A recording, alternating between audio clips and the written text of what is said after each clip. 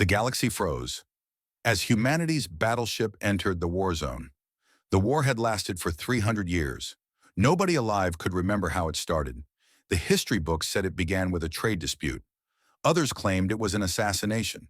Some believed it was simply two proud species who could not share the same stars.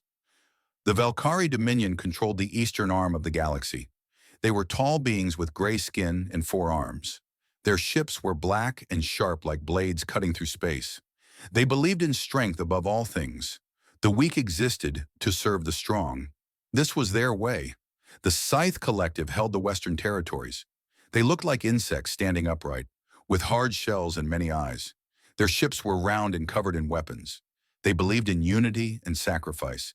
Every Scythe would die for the Collective without question. Between them lay the Meridian Corridor. 17 inhabited worlds sat in this narrow strip of space. 40 million people lived on these planets. They were not Valkyrie or Scythe. They were other species caught between the two giants. For 3 centuries, they had watched the war pass over their heads. Sometimes the Valkyrie won, sometimes the Scythe won. Either way, the people of the corridor suffered. Ambassador Kethra stood at her window and watched another convoy of refugee ships pass by. She was a Tyranni, a species with blue skin and large eyes built for seeing in darkness. Her people had remained neutral in the war. They tried to help where they could. They saved who they could save, but it was never enough.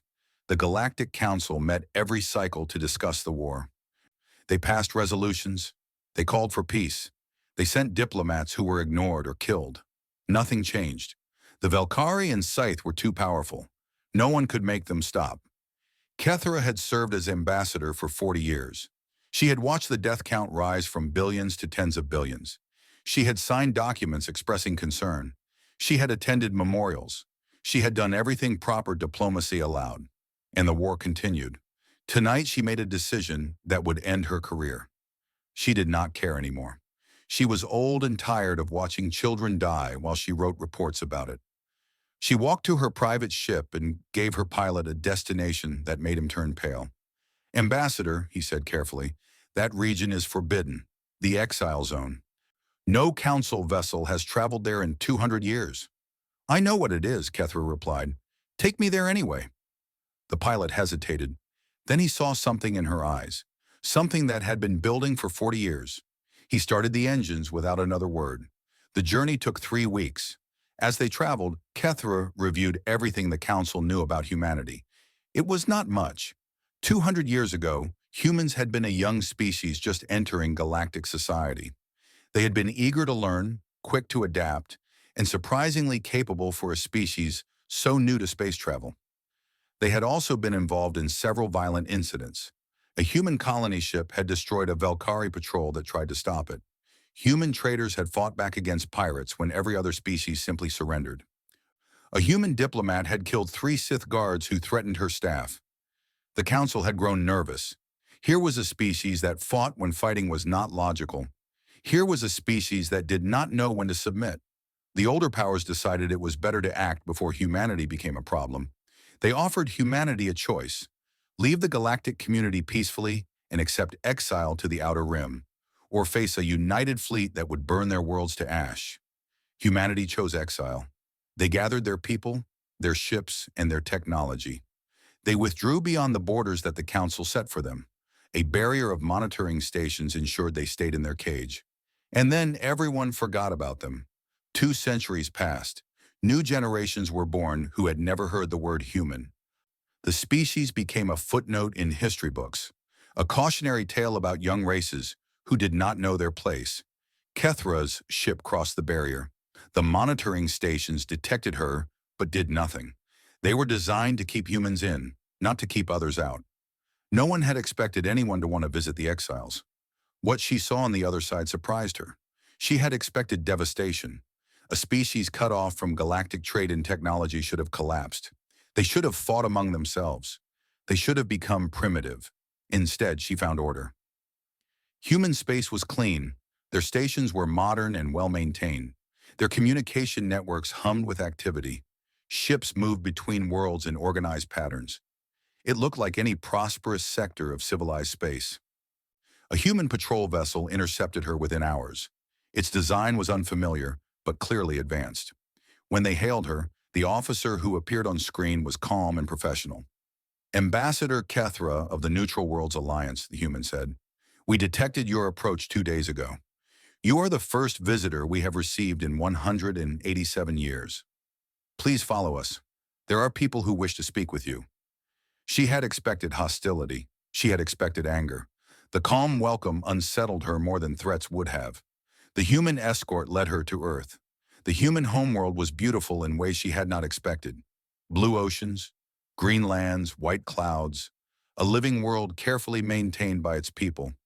But it was what she saw behind their moon that stopped her heart.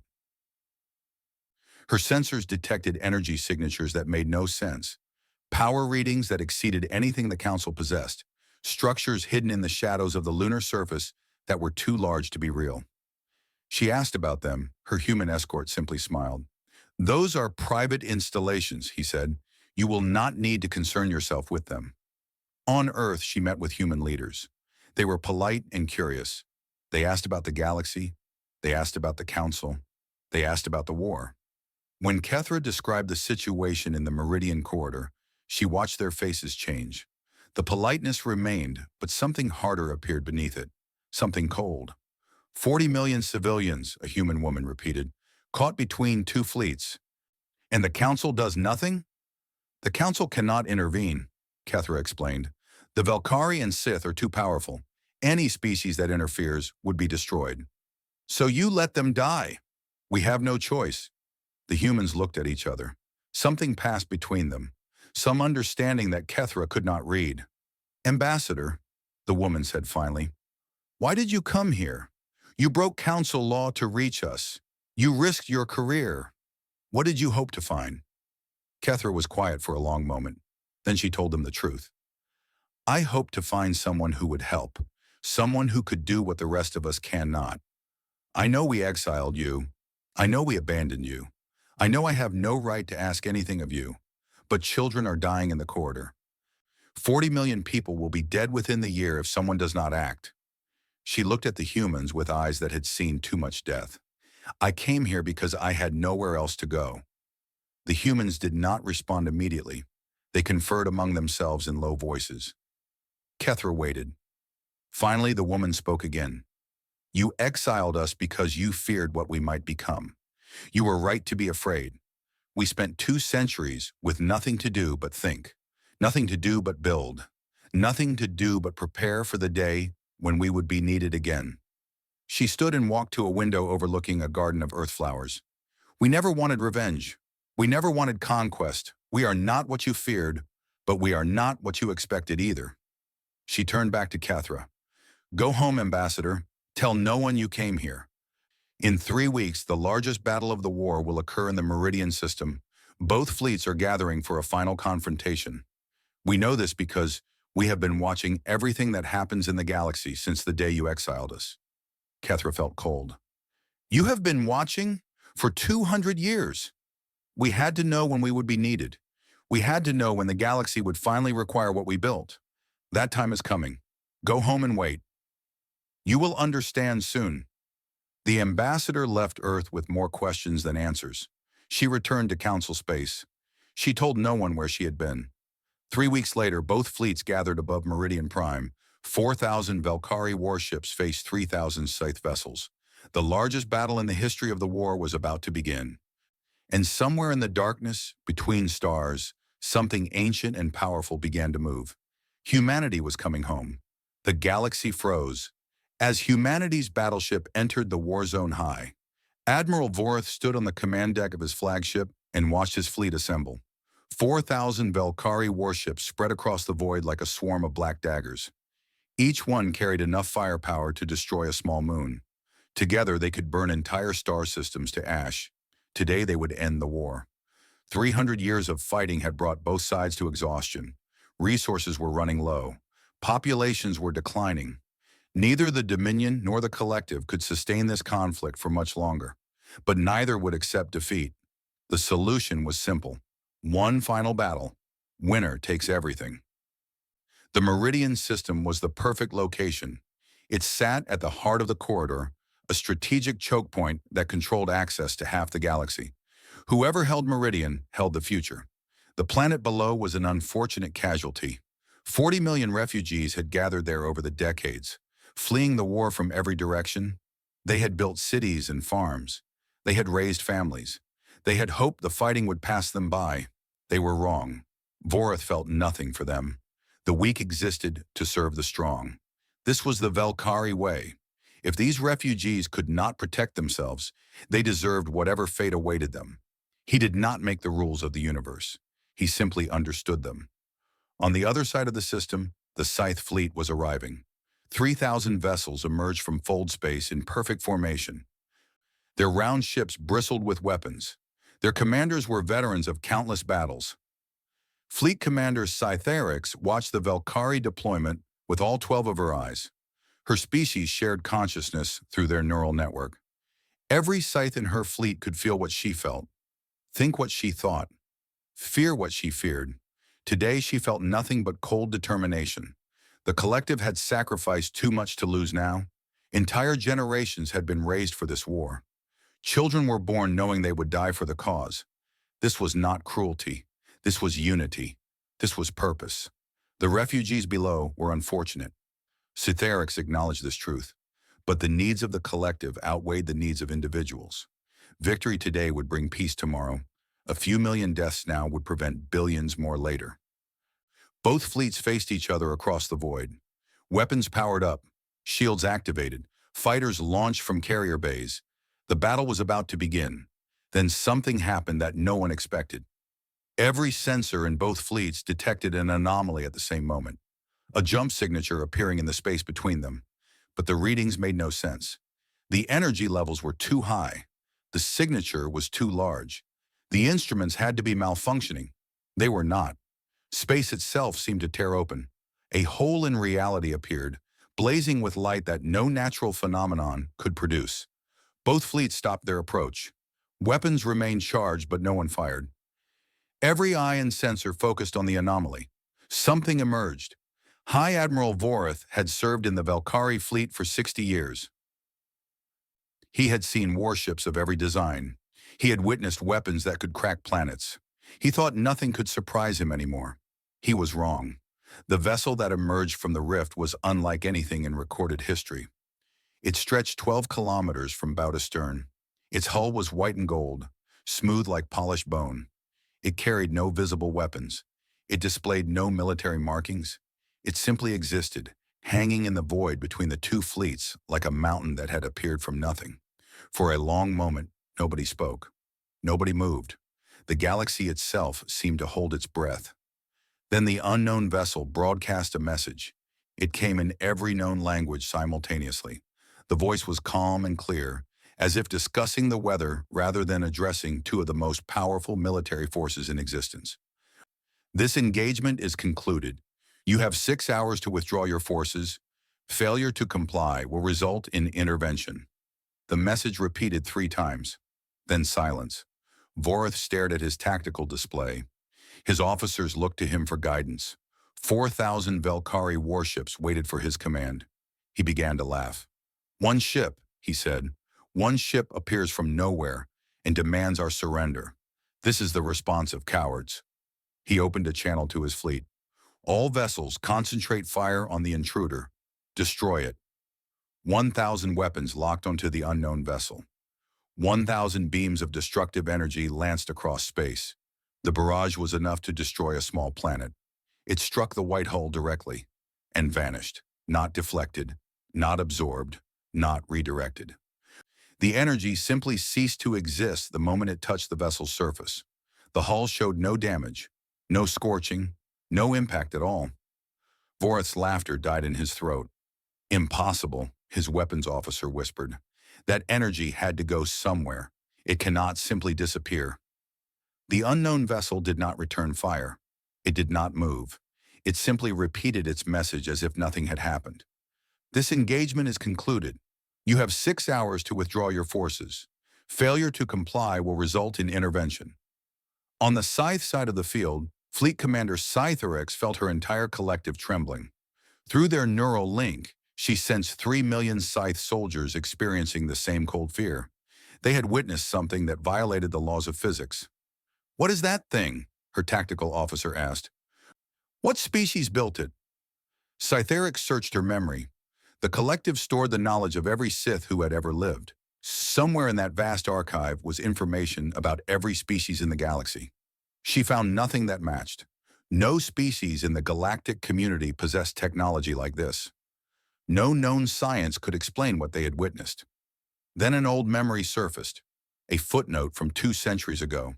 A species exiled to the outer rim, a species deemed too dangerous to remain in civilized space. "Humans," she breathed. The word spread through the collective like wildfire. Suddenly, every Sith in the fleet was accessing the same ancient records, the same classified reports, the same warnings that had been ignored for 200 years. The humans had not died in exile. They had not collapsed into chaos. They had been building, preparing, waiting, and now they had returned. Vorith received the same information moments later. His intelligence officers dug through old databases and found records that had been marked as irrelevant centuries ago. A primitive species exiled to the rim, a cautionary tale about young races who did not know their place. "These are the exiles," he demanded. "These primitives built this vessel?" "The records indicate the species was technologically capable when exiled," his science officer replied carefully. "They have had 200 years to advance without interference.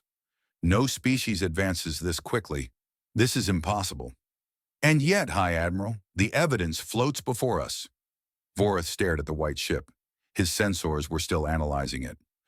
The readings grew more disturbing with each passing minute. The power generation exceeded anything the Valkyrie possessed. The structural integrity was beyond any known material. The shield systems, if they could be called that, operated on principles his scientists could not identify. His fleet carried enough firepower to destroy a star. He was beginning to suspect it would not be enough. The planet below continued its slow rotation, unaware of the drama unfolding above. 40 million refugees went about their daily lives. They had learned to ignore the fleets that passed overhead. War was a constant in their existence. They had stopped hoping for rescue long ago. They did not know that rescue had already arrived. In the command center of the unknown vessel, Captain Elena Vasquez watched both fleets through her sensors. Her crew worked quietly at their stations. There was no tension, no fear. They had trained for this moment for decades. They knew exactly what would happen next. "The Valkyrie are regrouping," her tactical officer reported. "The Scythe are holding position. Neither fleet is withdrawing." Elena nodded. She had expected this. Pride was a powerful force. 3 centuries of hatred could not be overcome in minutes. These fleets would not surrender because of a single demonstration. They would need more convincing. "Begin countdown," she ordered. "At the 6-hour mark, we proceed to Phase 2. "Understood, Captain." Elena leaned back in her chair and watched the 2 fleets hovering in the distance. So many ships, so many soldiers, so much destructive power aimed at killing each other, and one ship that had come to make them stop. Humanity had waited 200 years for this moment. They had built the absolution for this purpose. Not for conquest, not for revenge, for the simple goal of ending a war that had claimed too many lives. The hours began to pass. The fleets did not move. The deadline approached, and the galaxy held its breath, waiting to see what would happen when time ran out. The galaxy froze as humanity's battleship entered the war zone. The 6 hours passed slowly. Both fleets remained in position. Neither the Valkyrie nor the Scythe were willing to withdraw. They had come too far and sacrificed too much to turn back now. High Admiral Vorith spent the time consulting with his commanders. They analyzed the unknown vessel from every angle. They searched for weaknesses. They developed attack plans. None of them believed the ship could truly be invulnerable. "It must have a power source," his chief scientist argued. "If we can locate it, we can target it." "Our sensors cannot penetrate its hull," the tactical officer replied. "We are scanning a blank wall." "Then we overwhelm it with firepower. No shield can withstand sustained bombardment indefinitely. We concentrate our entire fleet on a single point, and we burn through." Vorith listened to his officers' debate.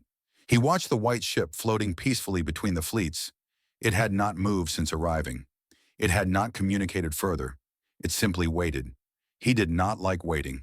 The Velkari way was action. The Velkari way was strength. Sitting here while a single ship dictated terms was an insult to everything his people believed. Prepare all vessels for coordinated assault, he ordered. When the deadline expires, we attack with everything we have. If this ship will not move, we will move it ourselves. On the Scythe side, Fleet Commander Scytherix reached a different conclusion. The collective had been processing information since the ship appeared. 3 million minds working in unison, analyzing every piece of data. Their conclusion was troubling. We cannot defeat this vessel, her tactical network reported. The technology gap is too large. We are observing capabilities that exceed our theoretical projections by centuries. Then what do you recommend? Scytherix asked. Withdrawal is logical. We can regroup, study what we have observed, and develop countermeasures. Engaging now offers no strategic advantage, but withdrawal meant admitting defeat. The collective had never retreated from battle. Their entire culture was built on sacrifice and victory. Running from a single ship would shame them in the eyes of history. Scytherix felt the conflict in her shared consciousness. Logic said retreat, honor said stand and fight. Her people were torn between survival and pride. The deadline arrived. Captain Elena Vasquez checked her display. 6 hours exactly. Neither fleet had moved. She had expected this. Some lessons could not be taught with words alone. Helm, she said calmly, take us toward the planet. The Absolution began to move. Its engines made no sound. They produced no visible exhaust. The ship simply glided forward as if pushed by an invisible hand. Both fleets reacted immediately. The Velkari and Scythe had been enemies for 3 centuries. Now they faced a common threat. Their commanders reached the same conclusion at the same moment. Whatever this ship intended for the planet, it could not be allowed. 7,000 warships surged forward. They did not coordinate with each other. They did not share tactics, but they all moved toward the same goal. Stop the unknown vessel before it reached the refugees below. The Absolution ignored them. It continued its smooth approach to Meridian Prime. Weapons fire from both sides splashed against its hull without effect. Ships attempted to block its path and were simply pushed aside by invisible forces. Elena watched the planet growing larger in her view screen. 40 million people lived down there. 40 million people who had done nothing wrong. They were simply born in the wrong place at the wrong time. Not today. Today, their luck would change. Activate the Aegis, she ordered. Deep within the Absolution, ancient machinery awoke. Power flowed through systems that human scientists had spent 2 centuries perfecting. The ship began to glow with golden light. Then the light expanded. A field of shimmering energy burst from the Absolution's hull. It grew at impossible speed, stretching outward in all directions. Within seconds, it had enveloped the entire planet. A perfect sphere of golden light now surrounded Meridian Prime, and the Absolution floated at its center. Both fleets halted their advance. Their weapons continued to fire, but every beam, every missile, every projectile that touched the golden field simply vanished. The shield extended from the ship itself.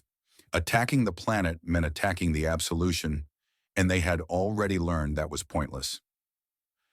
High Admiral Vorith screamed orders at his fleet. Attack the field. Attack the ship. Attack something. But nothing worked. His weapons were useless. His ships were helpless. 4,000 Velkari warships had become spectators. Fleet Commander Scytherix felt her collective shuddering with fear. They had never encountered anything like this. Their entire understanding of warfare had been built on the principle that sufficient force could overcome any obstacle. That principle had just been destroyed. The human ship broadcast again. The planet Meridian Prime and its population are now under our protection. Your weapons cannot harm them. Your weapons cannot harm us. We will now demonstrate what our weapons can do. A set of coordinates appeared on every tactical display in both fleets. A location at the edge of the system. An asteroid field containing 17,000 kilometers of rock and ice. Watch, the human voice said. The Absolution fired. There was no visible beam, no flash of light, no sound in the vacuum, but every sensor in both fleets registered what happened next. The asteroid field ceased to exist. Not exploded, not vaporized, not scattered. One moment, 17,000 kilometers of rock and ice floated in space. The next moment, there was nothing. Empty void where matter had been seconds before. The energy readings that accompanied this event broke every scale. Scientists on both sides stared at their displays in horror. What they had witnessed was not merely powerful. It was theoretically impossible. No weapon should be able to simply remove matter from existence. The effective range of our weapons is 12 light years, the human broadcast continued. Every ship in your fleets is currently within our targeting radius. Every planet in both your empires is within our reach. We do not share these facts as threats. We share them as information. High Admiral Vorth sat down heavily in his command chair. His hands were shaking. He had spent 60 years believing that strength was everything, that sufficient power could overcome any obstacle, that the strong would always dominate the weak. He had just discovered that his entire philosophy was built on a lie. There was always someone stronger, and today he had met them. Fleet Commander Sci-Fi felt her collective coming to terms with the same realization. 3 million minds processed the data simultaneously. 3 million soldiers accepted the truth at the same moment.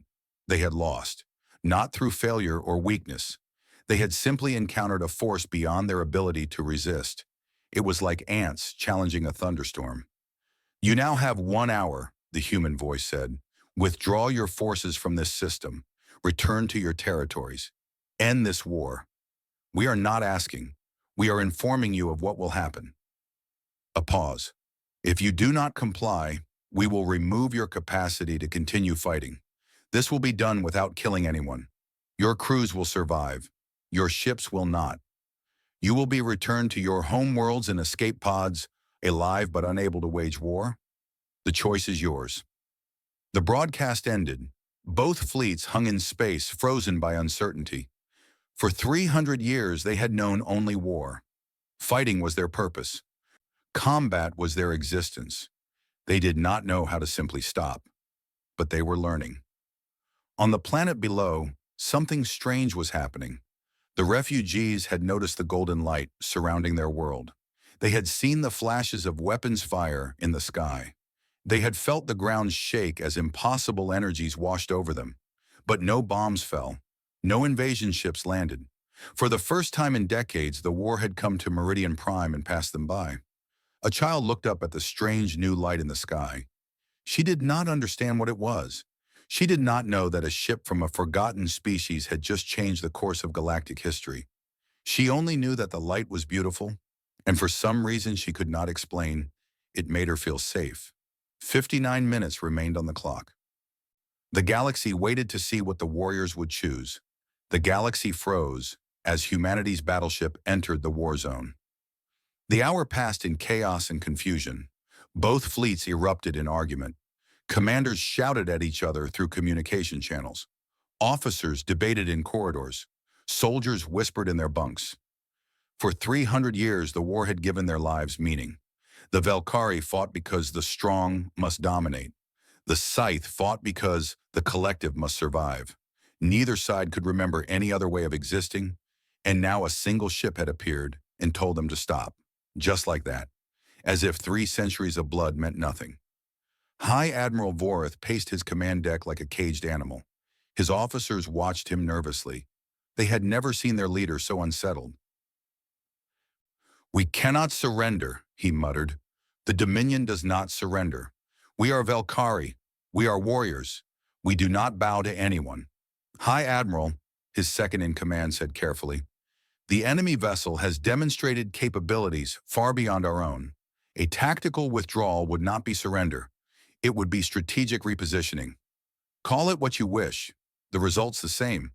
We run with our tails between our legs while a single ship dictates terms. How will history remember us? How will our children speak of this day? They will speak of it as the day we chose survival over extinction."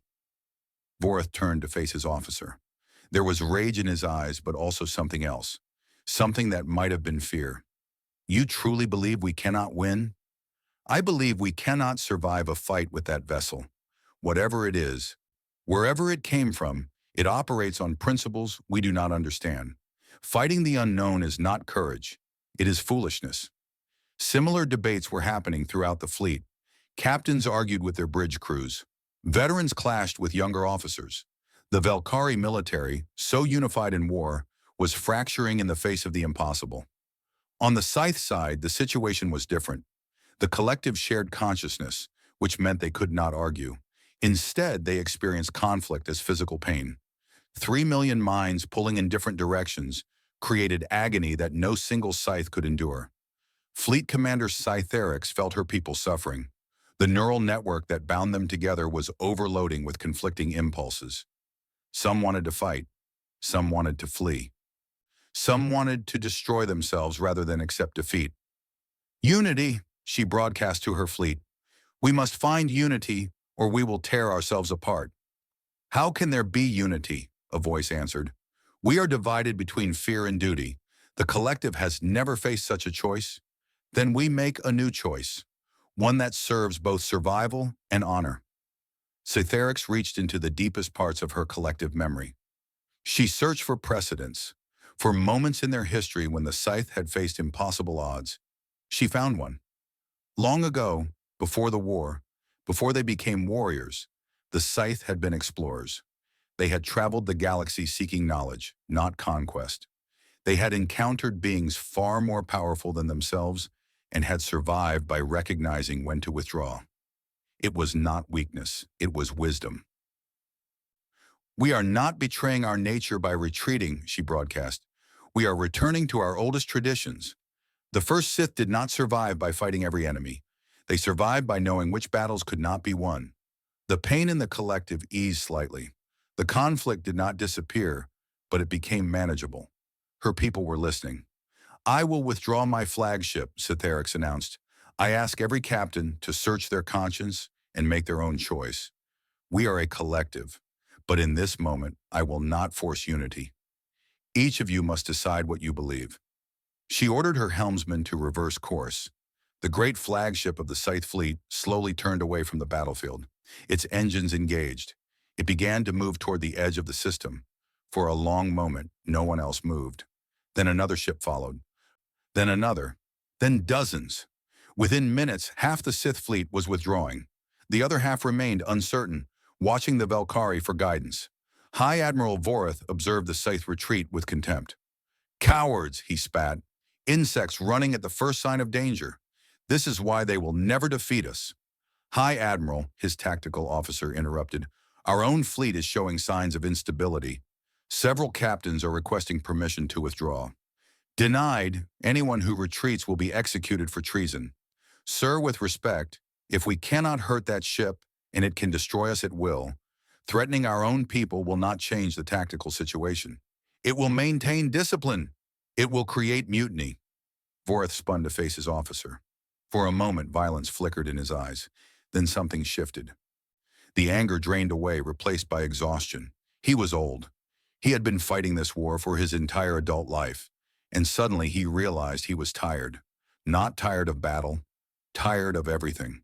The endless death, the pointless destruction, the certainty that tomorrow would bring more of the same. What would you have me do? He asked quietly. Admit that 60 years of service meant nothing, except that everything I believed was wrong? His officer did not answer immediately. When she spoke, her voice was gentle. I would have you survive, High Admiral. I would have you return to our homeworld and see your grandchildren. I would have you live long enough to understand what peace feels like. I do not know what peace feels like. I never have. Then perhaps it is time to learn. Vorith looked at the white ship floating serenely within its golden shield. It had not moved since activating its protection around the planet. It had not fired again. It simply waited, patient as stone, for them to make their choice. He thought about his grandchildren. He had barely seen them. The war always called him away. There was always another battle, another campaign, another duty that demanded his attention. He thought about the refugees on the planet below. 40 million people who just wanted to live, who had never asked to be caught between two giants, who would die screaming if this battle continued. He thought about 300 years of war, billions dead, worlds burned, resources exhausted, and for what? Neither side remembered why they were fighting anymore. The hour was almost over. All vessels, he said slowly, as if the words were being pulled from him against his will. Power down weapons. Set course for the system boundary. We are withdrawing. Silence on the command channel. Then one by one, acknowledgments began to arrive. His fleet was obeying. Not all of them. Some captains refused. Some ships maintained their aggressive posture. But most of the Valkyrie fleet began to turn away from the battlefield. The human ship broadcast again. We acknowledge your withdrawal. You will not be pursued. You will not be attacked. Go in peace. Peace. Such a strange word. Vorith had heard it before, but never believed it was real. It was something politicians talked about while soldiers died. It was a fantasy for those who had never seen combat. But perhaps after 300 years, it was time to try. One ship remained aggressive, High Admiral Vorith's own flagship. He had ordered the withdrawal, but he could not bring himself to move. His entire life had been dedicated to this war. Leaving felt like dying. "Sir," his helmsman said softly, "your orders." Vorith stared at the white ship. He stared at the golden shield. He stared at the planet that held 40 million souls he had been prepared to sacrifice. "Go," he whispered. "Take us home." His flagship turned, its engines engaged. It began the long journey back to Valkyrie space. Behind it, only a handful of ships remained. Captains who could not accept defeat. Warriors who would rather die than retreat. The human ship addressed them directly. "You have chosen to remain. We respect your courage but not your wisdom. In 30 seconds, we will disable your vessels. Your crews will survive. Your ships will not. This is your final warning." 30 seconds passed. The human ship fired. Not the world-ending weapon it had demonstrated earlier. Something smaller, precise, surgical.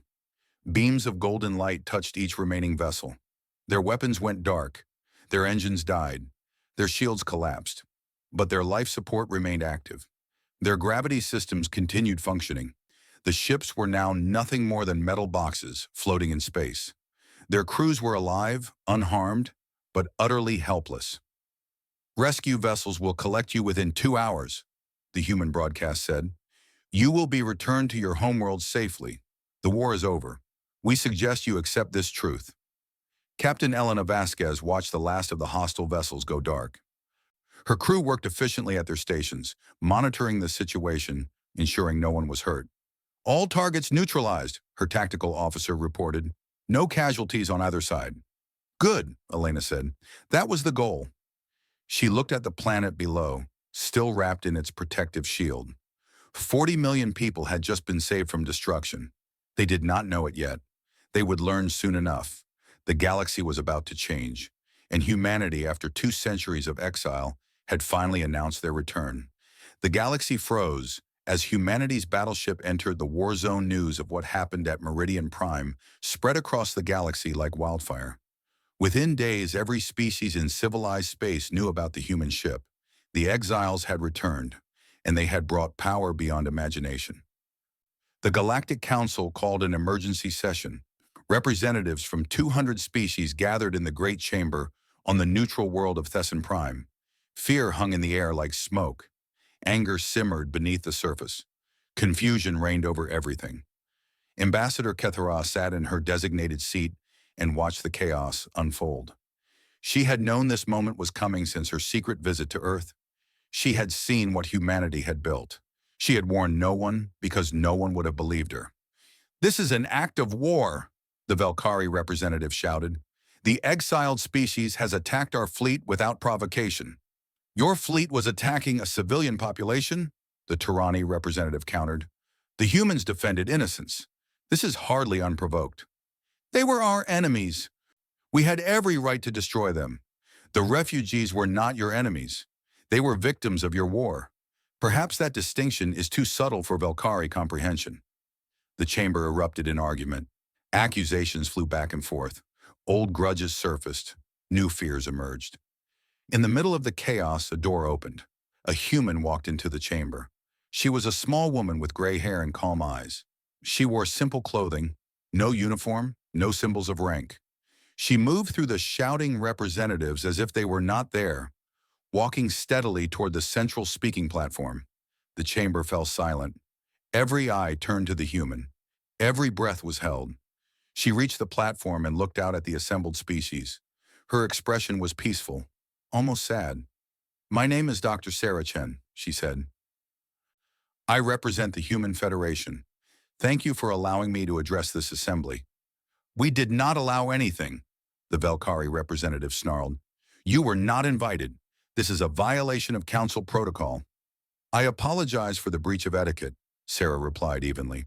"But given that my species has been exiled from this chamber for 2 centuries, I was uncertain of the proper procedure for requesting an invitation. I hope you will forgive the informality."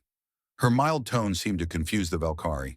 He opened his mouth to respond but could not find words. "I will be brief," Sarah continued. "You have questions about what happened at Meridian Prime. You want to know what we intend? You want to know if you should be afraid?" She paused. "The answer to your last question is no. We did not build the Absolution to threaten you.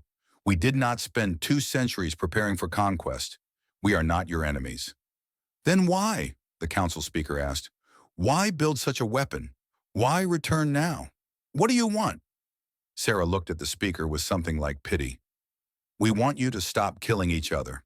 The chamber was silent. 200 years ago, you exiled us because you feared what we might become. You looked at our history of violence and saw a threat. You were not entirely wrong. Humanity has committed terrible acts throughout our existence. We have waged wars. We have destroyed nations. We have hurt each other in countless ways. She stepped forward. But we also learned. We learned that violence does not solve problems. It only creates new ones. We learned that strength without wisdom is destruction. We learned that the measure of a civilization is not how many enemies it can kill, but how many lives it can save. She gestured toward the Velkari and Scythe representatives. "Your war has killed billions. It has burned worlds. It has created generations of orphans and refugees. And for what? Neither of you remembers why it started. Neither of you knows what victory would even mean." The Velkari representative started to speak, but Sarah continued. "We watched from our exile. We watched for 200 years. We hoped you would learn the lessons we had learned. We hoped you would find peace on your own. You did not. So we built something that could make you stop." "You have no right," the Velkari shouted. "You cannot dictate terms to the Dominion. We are a sovereign power." "Yes, you are. And you are free to continue your war if you wish. But not in the Meridian Corridor. That space is now under our protection. Any military vessel that fires on another in that region will be disabled. Any fleet that attempts to attack the protected worlds will be stopped." She looked around the chamber. "We are not conquering you. We are not judging you. We are simply saying that 40 million civilians will not die so that you can settle an argument you do not even remember starting." The Scythe representative spoke for the first time. Her voice was quiet, thoughtful. "You have the power to destroy us all. Why do you not simply conquer the galaxy? It would be easy for you." Sarah smiled sadly. "Because conquest is not peace. We could force you to obey. We could make you serve us. But that would only create new hatreds, new resentments. Eventually you would rise against us, and the cycle would continue." She shook her head. "We do not want to rule you. We want you to rule yourselves wisely. We want you to look at each other and see neighbors instead of enemies. We want you to build instead of destroy." "And if we refuse," the Velkari demanded, "if we continue our war despite your wishes?" "Then we will continue to protect the innocent. Every time you threaten civilians, we will be there. Every time you try to burn a world, we will stop you. Not through conquest, but through simple, persistent protection." She met his eyes. "You can fight us if you wish, but consider what that fight will cost you. Your ships will be disabled. Your weapons will be useless. Your warriors will be returned home alive, but unable to continue. Eventually, you will run out of resources. Eventually, you will tire. Eventually, you will understand that some battles cannot be won." The chamber was completely silent. "We are not asking you to like us. We are not asking you to forgive us for returning. We are only asking you to stop killing each other. The galaxy is vast. There is room for everyone. There is enough for everyone. The only thing preventing peace is your choice to continue war." She stepped back from the platform. I will leave you now. Consider what I have said. When you are ready to talk, we will listen. When you are ready to negotiate, we will participate. When you are ready for peace, we will help you find it. She began to walk toward the exit. Wait! Kethra stood suddenly, her voice cutting through the silence. You said you do not want to rule, but you have set yourself as guardians. You have decided what is right and wrong. How is that not ruling? Sarah stopped and turned. That is a fair question. The truth is, we have given ourselves power that no species should have. We are aware of the danger this represents. We do not trust ourselves entirely. Power corrupts. It always has. She paused. That is why we built only one ship. That is why we came only when the need was desperate. We will not patrol your borders. We will not monitor your governments. We will not interfere in your internal affairs. We will only appear when innocent lives are threatened, when the killing reaches a scale that cannot be ignored. She looked at Kethra directly. You came to us, Ambassador. You asked us to help. You saw the war destroying millions, and you sought someone who could stop it. We answered your call.